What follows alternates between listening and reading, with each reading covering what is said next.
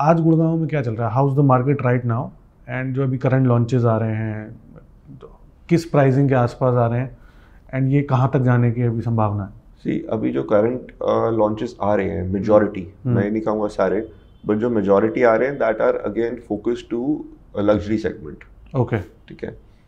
Luxury segment जब मैं कहता हूँ तो कोई भी आपके जो लॉन्चेस है वो अप्रॉक्सीमेटली लोग बात करते हैं 5 से 7 करोड़ वाली एक टिकट साइज की। ठीक है, ठीक है, majority again there are few launches here and there, but ज़्यादातर आपको यही मिलेंगे। ठीक है। लेकिन अब जैसे आपने बोला luxury launches 5-7 crore, middle class का क्या चल रहा है? मिडिल, क्योंकि 5 से 7 करोड़ ठीक है, इट्स अ गुड अमाउंट, सारी middle class can't afford it.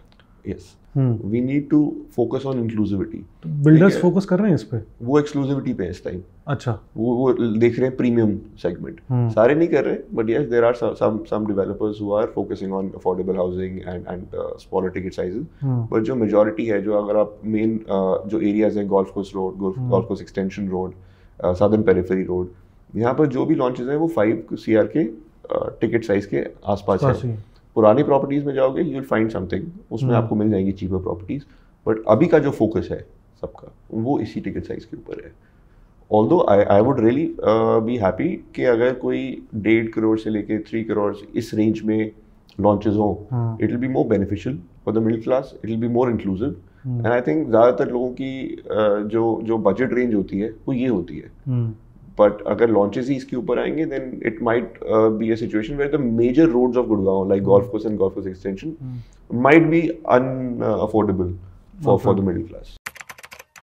अब मेरा ना एक पर्सनल क्वेश्चन है आपसे, जैसे मैं नॉर्थ दिल्ली में पला बड़ा हूँ, तो नॉर्थ दिल्ली में जब मैं बड़ा हो रहा था तो साउथ दिल्ली के बारे में जो भी सुनने को मिलता था कि यार south Delhi is way too expensive, कि अगर साउथ दिल्ली में घर खरीदना है तो 10-15 करोड़ से नीचे कुछ आने का नहीं है। तो एक ये मैं जानना चाहता हूँ कि साउथ दिल्ली सच में इतना महंगा है, पहली चीज़। दूसरा, वहाँ पे minimum ticket size of somebody wants to buy a house, तो कितने पैसे के आसपास घर आने चालू हो जाते हैं? तो देखिए, साउथ दिल्ली महंगा है। Again see, I always say this, everything is comparative. महंगा है in sense to what you are comparing it to. ठीक है, तो हाँ ठीक है, अगर आप कहीं or you will compare it to different parts of Delhi, South Delhi is the most prime and posh areas from a lot of other areas, so yes, it's expensive, but it's not like it's out of the reach of everyone.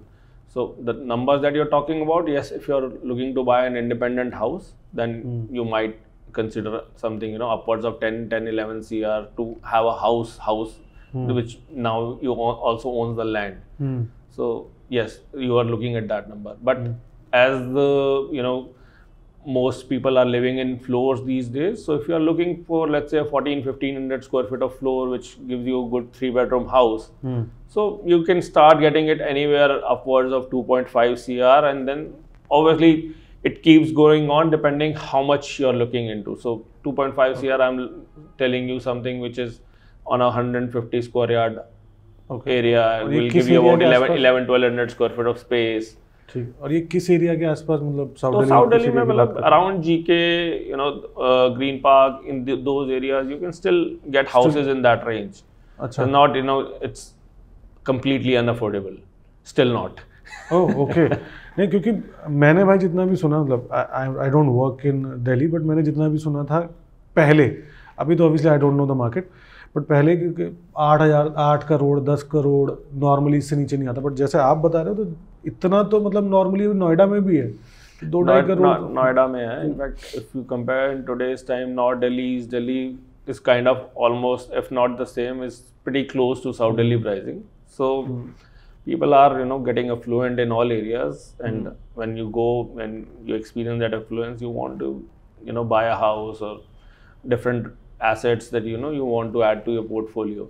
So obviously when the demand is there, the pricing will adjust it accordingly. In terms of NCR, Noida ने बहुत एक अच्छा jump लिया है पिछले 1.5 साल में, तो आज मार्केट में चल क्या रहा है, and for a investor perspective आज उसके लिए मार्केट में है क्या?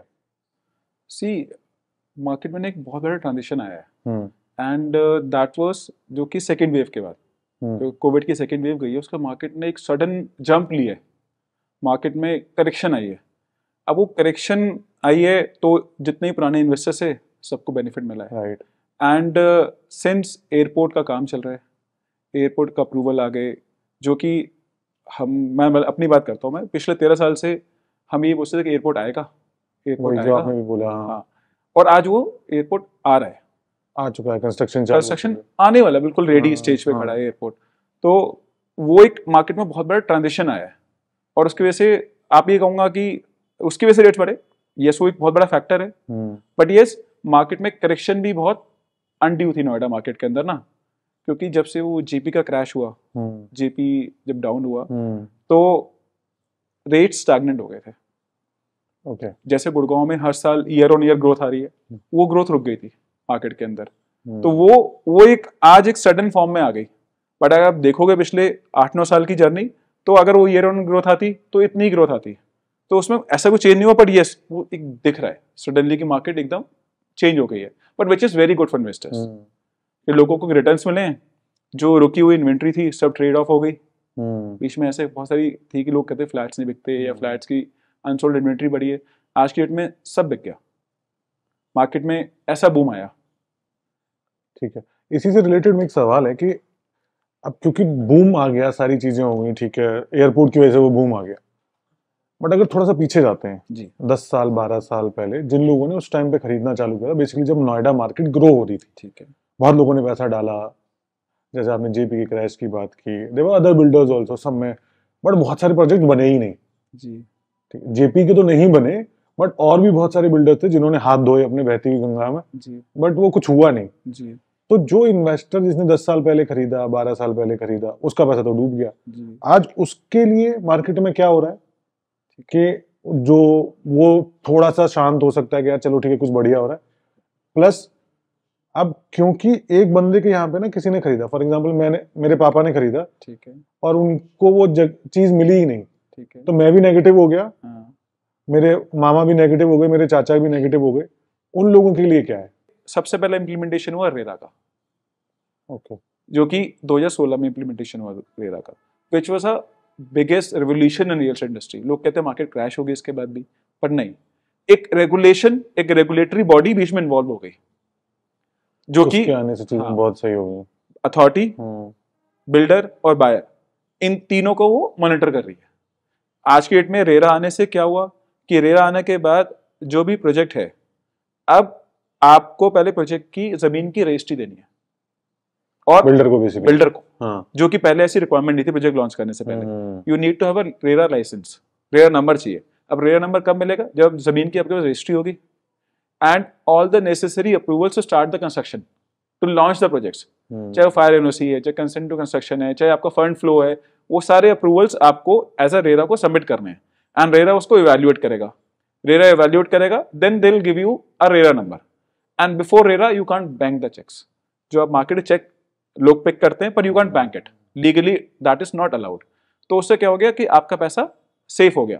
जिस दिन रेरा नंबर मिला उस दिन ही चेक बैंक होंगे। तो रेरा नंबर जब मिलेगा, जब सारे अप्रूवल्स इन प्लेस होंगे। तो एक जो बहुत बड़ी मिसिंग पार्ट था ना इस चीज के अंदर, वो कवर हो गया, एक रेगुलेटरी बॉडी बीच में इन्वॉल्व हो गई।